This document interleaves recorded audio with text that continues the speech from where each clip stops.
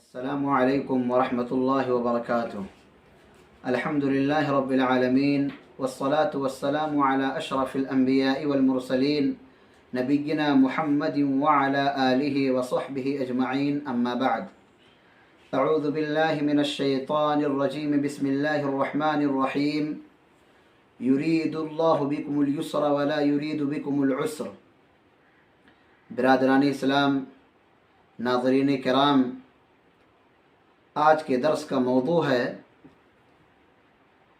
کن لوگوں کو رمضان المبارک میں روزہ توڑنے کی اجازت ہے۔ حضرات گرامی، اللہ تعالیٰ نے اپنے بندوں پر بڑا شفیق و مہربان ہے۔ اس نے اپنی رحمت سے انسانوں کو ایسی ہی چیزوں کا مکلف کیا ہے، ایسی ہی چیزوں کا مکلف بنایا ہے جسے وہ بآسانی انجام دے سکیں۔ چنانچہ اللہ رب العالمین کا ارشاد ہے، وَمَا جَعَلَ عَلَيْكُمْ فِي الدِّينِ مِنْ حَرَجٍ، اور تم پر دین کے بارے میں کوئی تنگی نہیں ڈالی۔ اسی طریقے سے ایک دوسری مقام پر اللہ رب العالمین نے ارشاد فرمایا، لا یکلف اللہ نفسا الا وسعها، اللہ تعالیٰ کسی جان کو اس کی طاقت سے زیادہ تکلیف نہیں دیتا۔ ایک اور مقام پر اللہ رب العالمین نے فرمایا، یرید اللہ بکم اليسر ولا یرید بکم العسر، اللہ تعالیٰ کا ارادہ تمہارے ساتھ آسانی کا ہے، سختی کا نہیں۔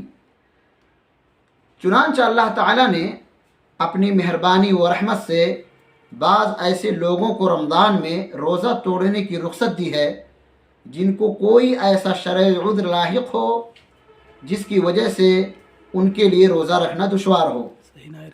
آج کے درس میں ایسے معذور کا ذکر کیا جا رہا ہے اور ان کے بارے میں ضروری باتیں بتائی جا رہی ہیں تاکہ معذور حضرات اس سے فائدہ اٹھائیں اور بہانہ باز لوگ اپنے دل میں اللہ کا خوف محسوس کریں، کیونکہ اللہ رب العالمین نے دین کے اندر آسانی پیدا کیا ہے۔ اللہ رب العالمین نے مذہب اسلام کے اندر کسی بھی طرح کا کوئی بھی سختی نہیں ہے۔ اسی لیے اللہ رب العالمین نے ایک اور مقام پر فرمایا، فاتقوا اللہ ما استطعتم، پس جہاں تک تم سے ہو سکے اللہ سے ڈرتے رہو۔ نمبر 1، بڑے بوڑھے اور دائم المریض۔ سب سے پہلی چیز جن لوگوں کو روزہ توڑنے کی اجازت ہے، بہت بوڑھے مرد، بوڑھی خواتین اور ایسے دائم المریض جن کے صحت مند ہونے کی امید ختم ہو چکی ہے۔ اگر روزہ رکھنے میں دشواری ہو اور پریشانی محسوس کریں اور یہ اندازہ ہو کہ آئندہ کبھی بھی انہیں روزہ قضا کرنے کی طاقت حاصل نہ ہوگی، تو شریعت نے ایسے لوگوں کو رخصت دی ہے کہ وہ روزہ نہ رکھیں اور ہر روزہ کے بدلہ ایک مسکین کو کھانا کھلائیں۔ انہیں قضا کی ضرورت ہوگی۔ پتہ چلا کہ اگر کوئی انسان دائم المریض ہو، اس کو کبھی یہ توقع نہ ہو، یہ امید نہ ہو کہ وہ صحت یاب ہو پائے گا یا نہیں، یا اسی طریقے سے ہماری خواتین میں سے جو بہت بوڑھی ہو چکی ہوں یا ہمارے مرد حضرات میں سے جو بہت بوڑھے ہوں، ان کے لیے مذہب اسلام نے یہ رخصت دی ہے، کیونکہ اللہ رب العالمین نے فرمایا، یرید اللہ بکم اليسر ولا یرید بکم العسر، تو ایسے لوگوں کو رخصت دیا گیا ہے کہ وہ اپنے روزہ کو توڑ سکتے ہیں اور اس کے بدلے ایک مسکین کو کھانا کھلائیں۔ جیسا کہ ارشاد ربانی ہے، وَعَلَى الَّذِينَ يُطِيقُونَهُ فِدْيَةٌ طَعَامُ مِسْكِينٍ، اور اس کی طاقت رکھنے والے فدیہ میں ایک مسکین کو کھانا کھلائیں۔ علماء و مفسرین نے اس آیت کی تفسیر میں بوڑھے مردوں و عورتوں کے ساتھ ایسے دائم المریض لوگوں کو بھی شامل کیا ہے جن کے شفا کی امید ختم ہو گئی ہو۔ نمبر 2، مسافر و مریض۔ مسافر اور مریض کو بھی شریعت نے اجازت دی ہے کہ وہ رمضان میں بحالت مرض و سفر روزہ افطار کر لیں، یعنی وہ روزہ توڑ دیں، مگر جتنے ایام کے روزے سفر یا بیماری کے سبب چھوٹے ہوں छूटे हों, उद्र ख़त्म होने पर रमज़ान बाद उनकी क़ज़ा ज़रूरी है। जैसा कि अल्लाह रब्बुल आलमीन ने कुरान मजीद के अंदर इरशाद फरमाया, फ़मन कान मिनकुम मरीज़न औ अला सफ़रिन फ़इद्दतुम मिन अय्यामिन उख़र, यानी तुम में से जो शख्स बीमार हो या सफ़र में हो तो और दिनों में गिनती को पूरा कर ले। देखने में यह आता है कि हम में से बहुत से लोग रमज़ान की गर्ज से रमज़ान के अय्याम में बहानाबाजी करके लोग सफ़र का इरादा करते हैं और अपने आप को इसमें मौका देकर ये कहते हैं कि हम सफ़र में हैं और हमारे ऊपर रोज़ा फ़र्ज नहीं है। इसलिए तर्क सौम की गर्ज से अगर कोई आदमी इस तरीके से करता है तो वह इंदल्लाह मुजरिम होगा और ऐसे लोगों को अल्लाह के अज़ाब से डरना चाहिए, बचना चाहिए।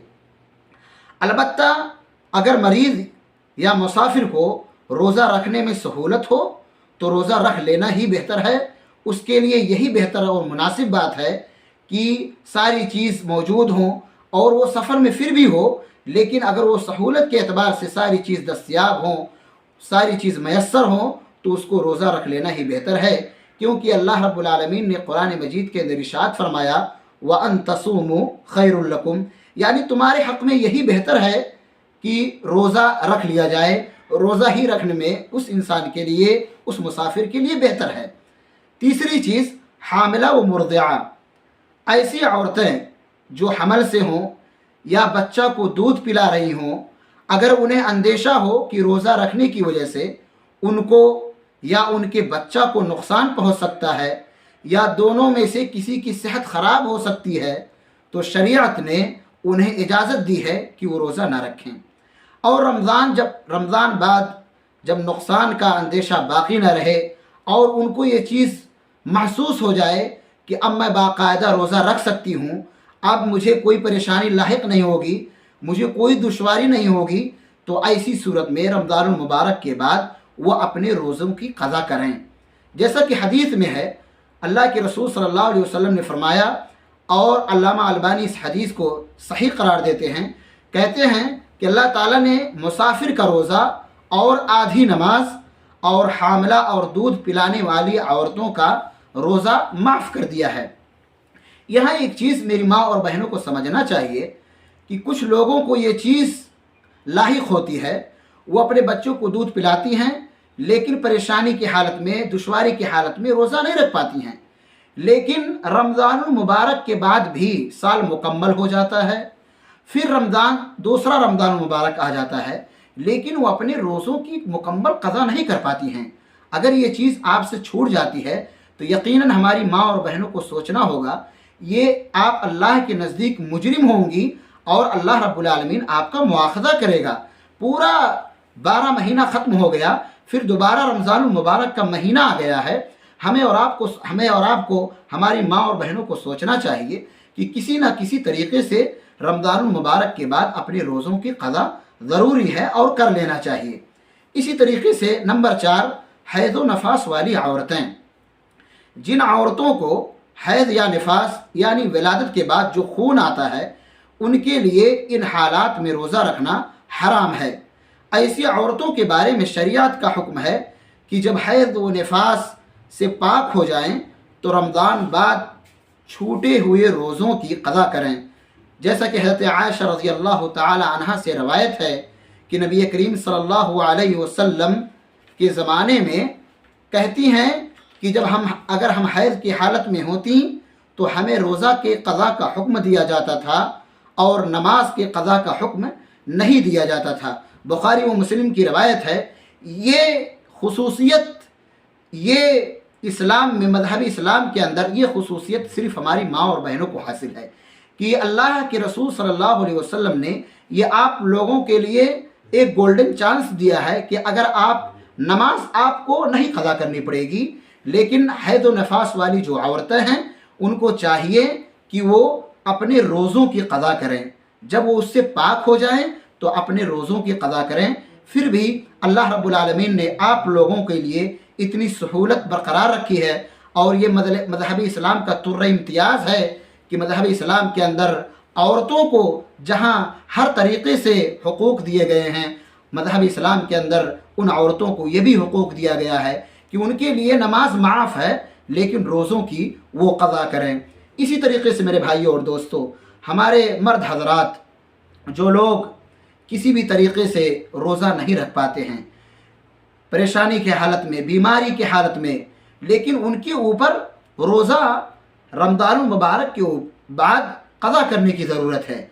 अगर वो क़ज़ा नहीं करते हैं तो वो भी अल्लाह रब्बुल आलमीन के नज़दीक मुजरिम होंगे। पूरा रमज़ान मुबारक ख़त्म हो गया, रमज़ान मुबारक के बाद और भी महीने आए, लेकिन हमें अल्लाह रब्बुल आलमीन ने तौफ़ीक़ नहीं दी या हम नहीं चाहे। मेरे भाइयों और दोस्तों, रोज़े की बड़ी फ़जीलत है। आप इस माह रमज़ान मुबारक को गनीमत समझें और किसी भी तरीके का बहाना तलाश ना करें। अगर अल्लाह रब्बुल आलमीन ने आपको सेहत व तंदुरुस्त बनाया है, आपको अल्लाह रब्बुल आलमीन ने इस चीज़ से नवाजा है, तो हमें और आपको चाहिए कि हम किसी और चीज़ का बहाना ना बनाते हुए रमज़ान मुबारक के अय्याम में रोज़ा रखें और किसी ना किसी तरीके से अगर रोज़े छूट गए हों तो रमज़ान मुबारक के बाद उसकी अदायगी कर लेनी ज़रूरी है।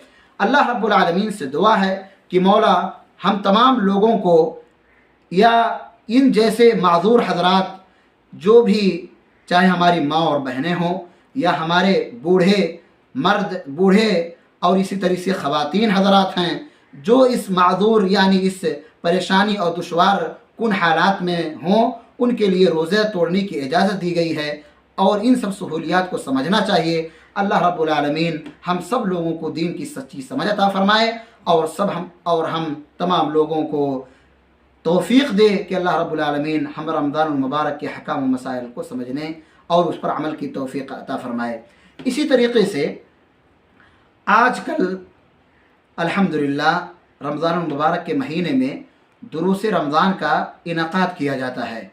मेरे भाइयों और दोस्तों, बहुत से उलमाए किराम ने रमज़ान मुबारक के ऊपर किताबें लिखी हैं और 30 असबाक इस तरीके से मुकम्मल दुरूस का मजमुआ है। तोहफ़े रमज़ान मुबारक ख़ुद हमारे शेख़ मुहतरम, हमारे खुस्र जनाब मौलाना अब्दुल मन्नान रहमहुल्लाह रहमतन वासिआ, उनकी किताब तोहफ़े रमज़ान मुबारक है। या इस तरीके से और भी बहुत सी किताबें उलमाए किराम की मौजूद हैं। हमें और आपको ज़रूरी है कि हर गाँव में, हर मस्जिद में ये तोहफ़ा रमज़ान मुबारक, हर मस्जिद की ये किताब होनी चाहिए।